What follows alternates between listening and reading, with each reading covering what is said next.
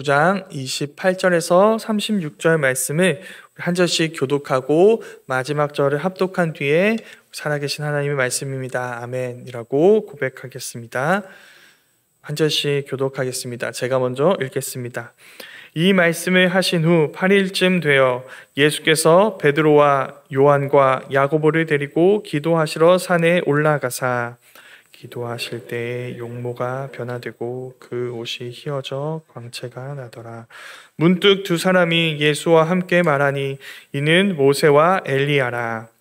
영광 중에 나타나서 장차 예수께서 예루살렘에서 별세하실 것을 말할세. 베드로와 및 함께 있는 자들이 깊이 졸다가 온전히 깨어나 예수의 영광과 및 함께 선 두 사람을 보더니 두 사람이 떠날 때에 베드로가 예수께 여짜오되 주여 여기 있는 것이 좋사오니 우리가 초막 셋을 짓되 하나는 주를 위하여 하나는 모세를 위하여 하나는 엘리야를 위하여 하시다 하되 자기가 하는 말을 자기도 알지 못하더라. 이 말 할 즈음에 구름이 와서 그들을 덮는지라.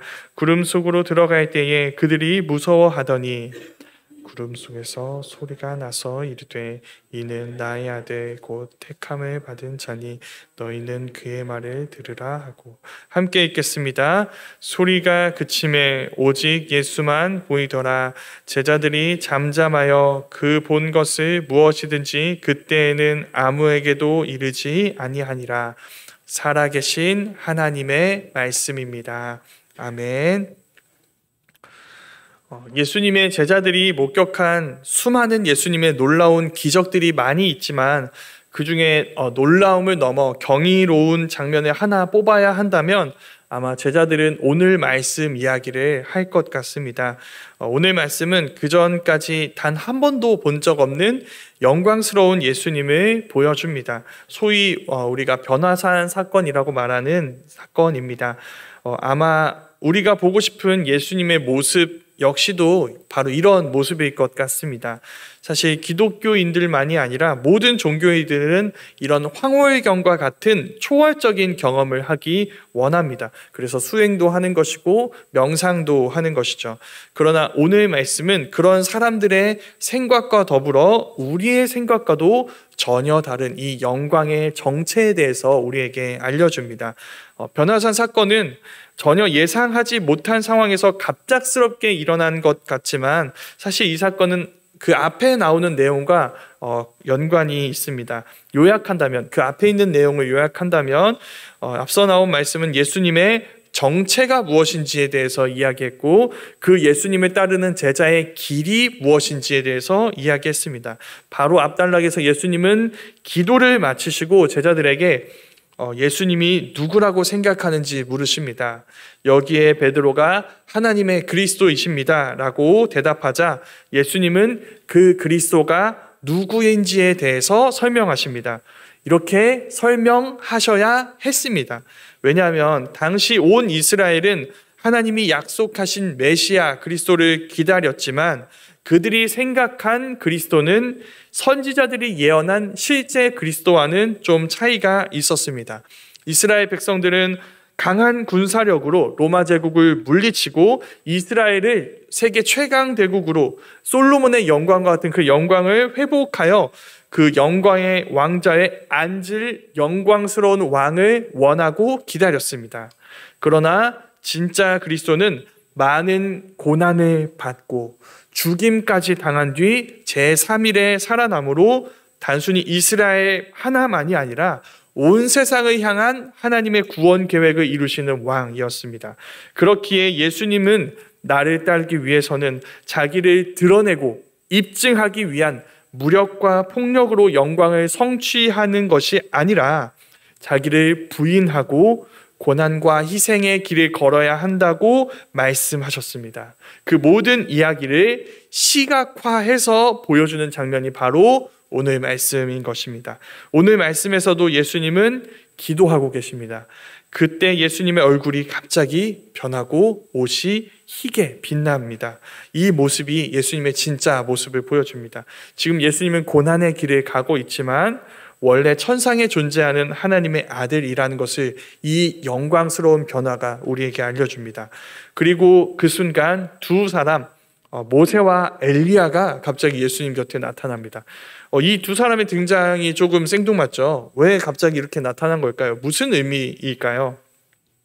여러 가지 의미가 있습니다. 먼저 모세와 엘리야는 구약 성경에서 공식적으로 각각 처음과 마지막으로 선지자의 이름으로 등장하는 사람입니다. 그러니까 구약 성경의 처음 선지자가 모세이고 또 마지막으로 그 이름이 언급되는 마지막 선지자가 엘리야인 것입니다.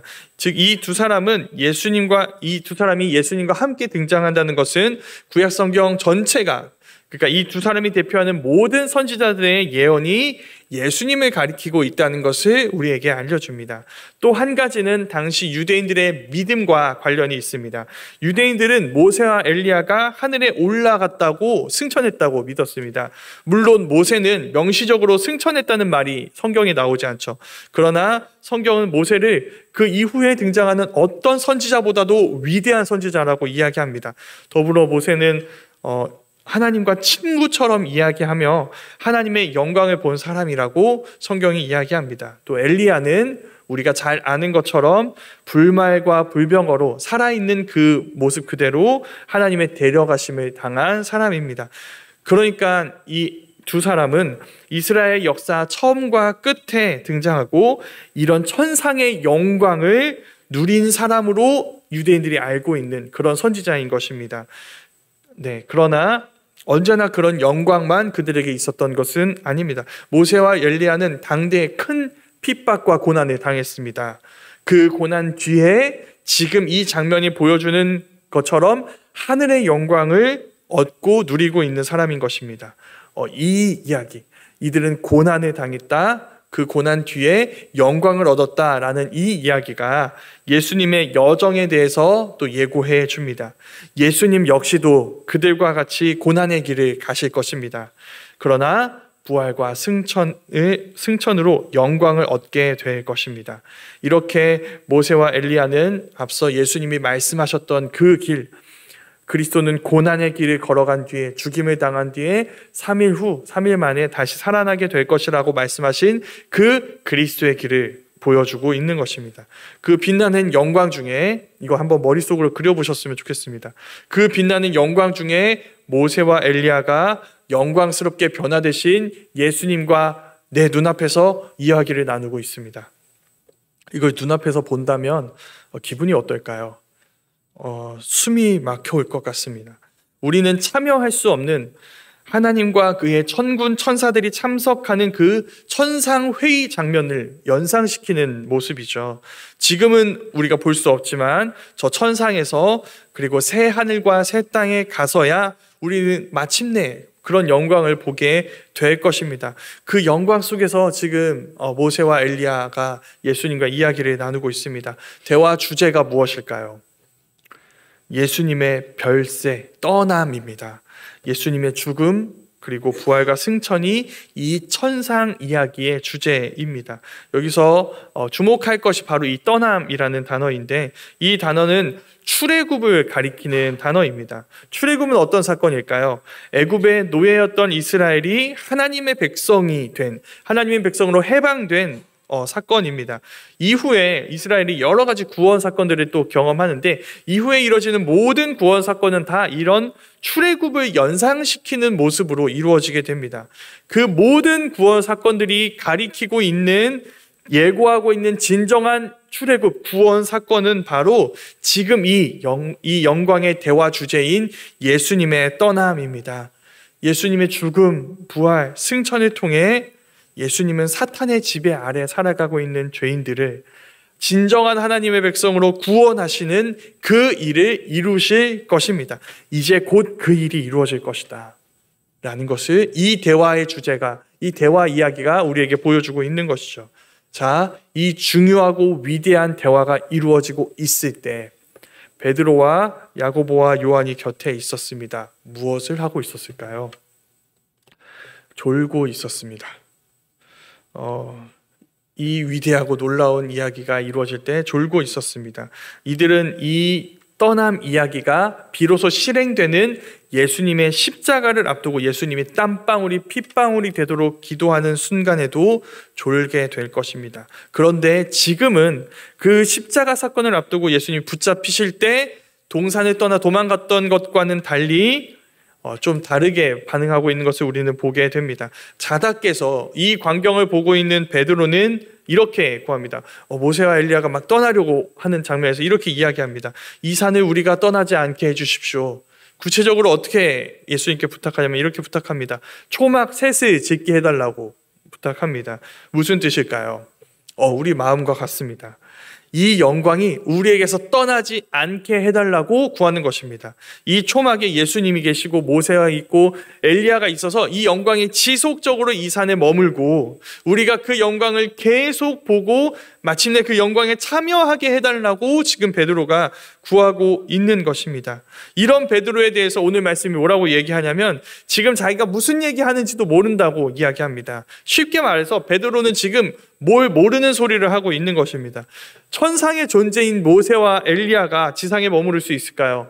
그럴 수 없습니다. 그래서 베드로의 요구는 불가능한 일입니다. 그런데 더 중요한 건 이것입니다. 앞서 우리가 계속 나눴던 내용이죠. 이 영광을 누리기 위해서는 먼저 무엇이 있어야 할까요? 고난이 있어야 합니다. 예수님이 이미 가르쳐 주신 것처럼 이 영광 가운데 들어가려면 이 산에 머물러 있는 것이 아니라 산 아래를 향하시는 예수님이 가시는 그 십자가의 길을 따라가야 하는 것입니다. 그 일에 대해서 예수님이 이미 말씀하셨습니다. 그러나 여기에서 예수님만 말씀하시지 않습니다. 베드로가 초막 얘기를 할 때 갑자기 하나님의 임재를 상징하는 구름이 그들을 덮고 구름 속에서 하나님이 제자들이 해야 할 일들을 이야기하십니다. 이렇게 얘기하시죠. 이는 예수님을 가리키는 말입니다. 이는 나의 아들, 나의 택한 자다. 그의 말을 들으라. 이렇게 하나님은 예수님을 하나님이 선택하신 그리스도, 하나님의 아들로 확증하십니다. 예수님이 하신 모든 말이 다 옳다고 말씀하십니다. 그러면 이제 제자들은 어떻게 해야 할까요? 예수님의 말씀을 받아들여야 합니다. 그 말씀을 따라가야 합니다. 그래서 고난과 죽음의 길에 대한 예수님의 말씀을 받아들여 그 길을 따라가야 하는 것이죠. 예수님 말씀하신 것처럼 자기를 부인하고 자기 십자가를 지고 예수님을 따라야 합니다. 자, 이런 하나님의 음성 후에 이제 모세와 엘리야가 사라집니다. 그리고 그들의 눈에는 이제 예수님만 남아 있습니다. 자, 이 경험을 우리가 했다면 우리는 어떻게 될까요?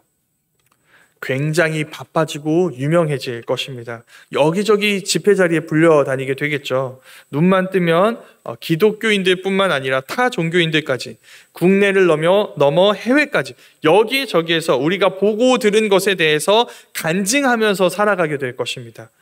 그런데 이 세 제자들은 이후에 어떤 일을 할까요? 아무 얘기도 하지 않습니다. 이 일에 대해서 입 밖으로 꺼내지 않습니다. 왜 그럴까요? 예수님과 하나님에 의하면 이 영광 이야기를 하기 위해서는 고난에 대해서 이야기해야 합니다. 예수님은 고난과 죽음 뒤에 부활과 승천이라는 영광을 누리시게 될 것입니다. 그건 예수님을 따르는 우리도 마찬가지입니다. 이걸 받아들이기가 쉽지 않아서 제자들은 침묵했던 것입니다.